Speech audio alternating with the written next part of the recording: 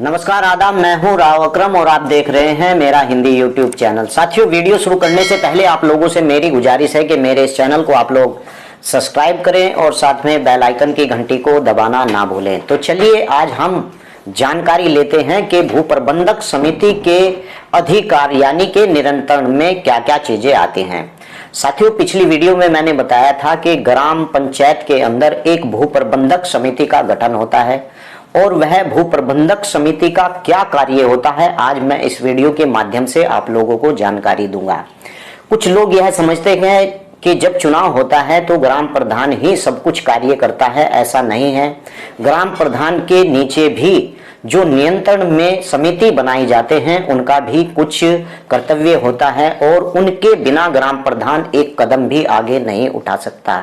सबसे मेन एक समिति होती है भू प्रबंधक समिति, यानी कि इस समिति को क्या अधिकार दिए गए हैं और इस समिति के नियंत्रण में क्या क्या चीजें आती हैं। तो चलिए विस्तार से बात करते हैं और फिर उसके बाद में बात करेंगे कि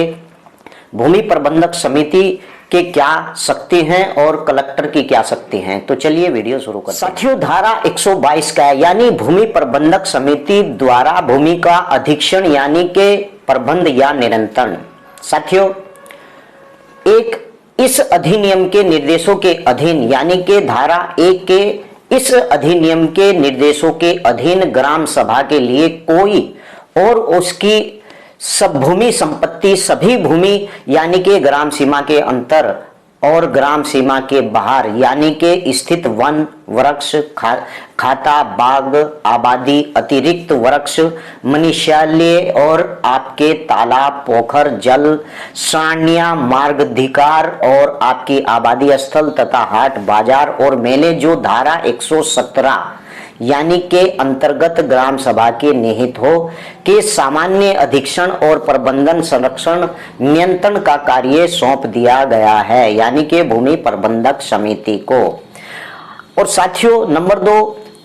निर्देशों की प्राप्ति का प्रतिकूलता के बिना भूमि प्रबंधक समिति के कर्तव्यों और जो उसके कर्तव्य शामिल होंगे वह क्या होंगे, जिसकी मैं आप लोगों को जानकारी दे रहा हूं। भूमि प्रबंधक समिति के नियंत्रण में ग्राम सभा के अंदर क्या आता है। नंबर 1, भूमि का निपटारा और प्रबंधक, यह भी भूमि प्रबंधक समिति के अधिकार में ही आता है। नंबर 2, ग्राम सभा द्वारा या उसके विरुद्ध वादों और कार्यवाहियों का संचालन और अभियोजन भी ग्राम सभा के अंदर भूमि प्रबंधक के ही अधिकार में आता है। कृषि का विकास और उन्नति, वन और वृक्ष का संरक्षण, रखरखाव तथा विकास, आबादी स्थल तथा ग्राम संचार का रखरखाव और विकास भी भूमि प्रबंधक समिति के ही दायरे में आता है। हाट, बाजार और मेले का प्रबंधन, सहकारी खेती का विकास, पशुपालन, उसके अंतर्गत मत्स्य पालन और मुर्गी पालन और विकास यानी कि जोत चकबंदी, कुटीर उद्योग और विकास, मत्स्य और तालाबों का रखरखाव और विकास, ऐसे अन्य मामले जो निर्धारित किए जाएं, यानी कि यह सब के सब ग्राम पंचायत के अंदर भू प्रबंधक समिति के अधिकारों में आते हैं। देखिए कितनी बड़ी ताकत भू प्रबंधक समिति को दी हुई है, यानी कि संवैधानिक प्रक्रिया के आधार पर।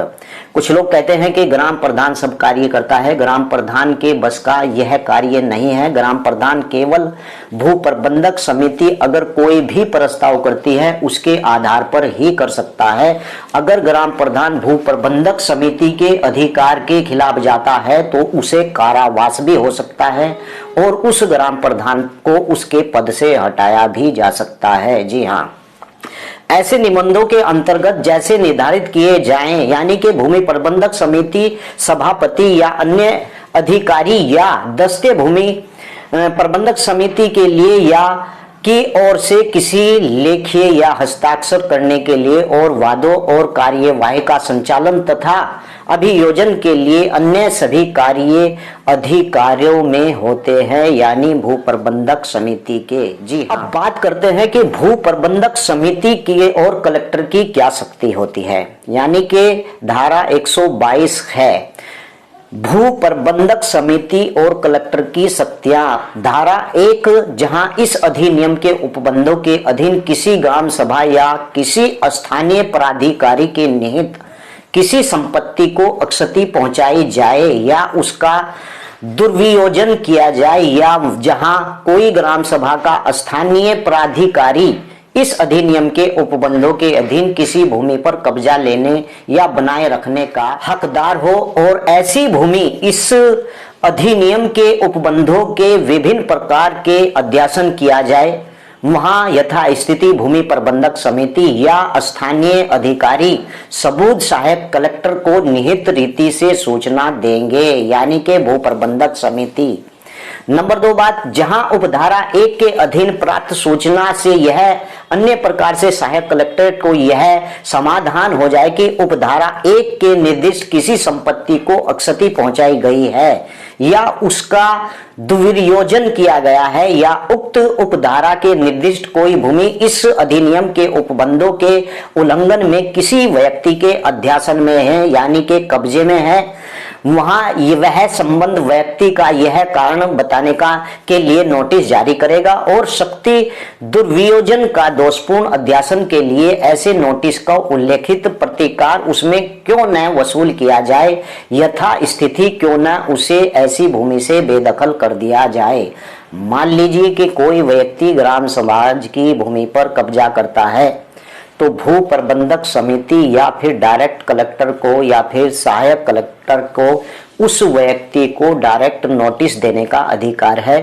और यह अधिकार भू प्रबंधक समिति को भी है कि अगर उसकी ग्राम सभा के अंदर कोई भी व्यक्ति ग्राम समाज की भूमि पर कब्जा करता है तो भू प्रबंधक समिति भी वही कार्य करेगी जो सहायक कलेक्टर करता है। सबसे पहले उसे नोटिस जारी किया जाएगा।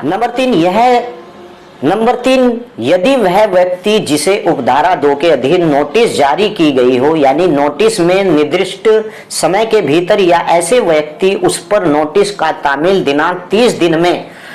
अनाधिक बढ़ाए गए और समय के भीतर जैसा सहायक कलेक्ट्रेट इस निहित को बढ़ाने और अनुमति के कारण न बताए जाने, यानी कि यदि बताया गया कारण अपर्याप्त पाया जाए तो सहायक कलेक्टर यह निर्देश दे सकता है कि किसी व्यक्ति की भूमि से बेदखल कर दिया जाए और अभियोजन के लिए ऐसे बल का प्रयोग कर सकता है या करा सकता है जो आवश्यक हो, और वह निर्देश दे सकता है कि क्षति दुर्वियोजन का दोषपूर्ण अध्यासन के लिए प्रतिकार की धनराशि ऐसे व्यक्ति से मालगुजारी के बकाया रूप में वसूल की जाए। यानी कि अगर किसी व्यक्ति के द्वारा उस भूमि पर कब्जा कर लिया गया है ग्राम समाज की, तो भू प्रबंधक समिति या फिर सहायक कलेक्ट्रेट या फिर सहायक कलेक्टर उस व्यक्ति को नोटिस जारी करेगा जिस व्यक्ति ने उस भूमि के ऊपर कब्जा कर रखा है। अगर वह 30 दिन के अंदर उसका पर्याप्त जवाब नहीं देता है तो ऐसे बल का प्रयोग भी कर सकता है सहायक भू प्रबंधक समिति, और सहायक कलेक्टर के उस व्यक्ति के खिलाफ जुर्माना भी होगा और उस व्यक्ति को वहां से बेदखल कर दिया जाएगा। यानी कि यह पावर भू प्रबंधक समिति को भी होती है जो आपके गांव के अंदर होती है, और कलेक्टर को भी यह पावर होती है कि वह उस व्यक्ति को वहां से बेदखल कर सकता है। यदि सहायक कलेक्ट्रेट को यह राय हो कि कारण बताने वाला व्यक्ति उपधारा 2 के अधीन नोटिस में निर्दिष्ट क्षति या दुर्वियोजन का दोषपूर्ण अध्यासन का दोषी नहीं है तो वह नोटिस को प्रभाव मुक्त कर देगा। अगर 30 दिन के अंदर जिस व्यक्ति ने ग्राम समाज की भूमि पर कब्जा किया था और उस व्यक्ति ने 30 दिन के अंदर उस नोटिस की बाबत वापस जवाब दे दिया है कि यह भूमि गलत प्रकार से भू प्रबंधक समिति ग्राम पंचायत की बता रही है लेकिन यह भूमि मेरी है, और वह दस्तावेजों को उपलब्ध करा देता है 30 दिनों की अवधि के अंदर, तो उस नोटिस को शून्य माना जाएगा जो नोटिस भू प्रबंधक समिति देती है या फिर कलेक्टर देता है। साथियों, यदि सहायक कलेक्टर 4 की उपधारा 3 की उपधारा 4 के अधीन सहायक कलेक्टर के आदेश के सुपुर्द कोई व्यक्ति ऐसे आदेश के दिनांक से 30 दिन के भीतर धारा 333 खंड ग में उल्लेखित आधारों पर कलेक्टरेट को समक्ष परीक्षण के लिए आवेदन कर सकता है। यानी कि अगर वह व्यक्ति इस बात के लिए पूरा जवाब दे सकता है कि यह भूमि मेरी है, मैंने इसके ऊपर किसी प्रकार का अध्यासन या कब्जा नहीं किया है, और सहायक कलेक्ट्रेट का वह नोटिस या भू प्रबंधक समिति का वह नोटिस शून्य माना जाएगा। लेकिन अगर कोई व्यक्ति इस बात पर है कि नहीं वह ग्राम समाज की भूमि है, तो धारा 333 की खंड क में और ग में उल्लेखित आधारों पर कलेक्टर के समक्ष पुनर्निरीक्षण के लिए आवेदन कर सकता है, यानी कि उसकी दोबारा जांच की जाए, यह एप्लीकेशन दे सकता है। 4 इस धारा के अधीन किसी कार्रवाई में अनुसरण किए जाने वाली प्रक्रिया ऐसी होगी जैसे नियत की जाए। और 4 धारा 333 अथवा 333 के निहित किसी बात के होते हुए, किंतु इस धारा के उपबंधों के अंतर्गत नंबर 1 क्या होगा कि इस धारा के अंतर्गत सहायक कलेक्ट्रेट का प्रत्येक आदेश उपधारा 4 क यानी कि तथा 4 घ के उपबंधों के अध्यादेशाधीन अंतिम होगा। यानी कि इसी में ही दूसरी बात यह है कि इस धारा के अधीन कलेक्टर का प्रत्येक आदेश उपधारा 4 घ के उपबंधों के अंतर्गत अंतिम मान्य होगा। और साथियों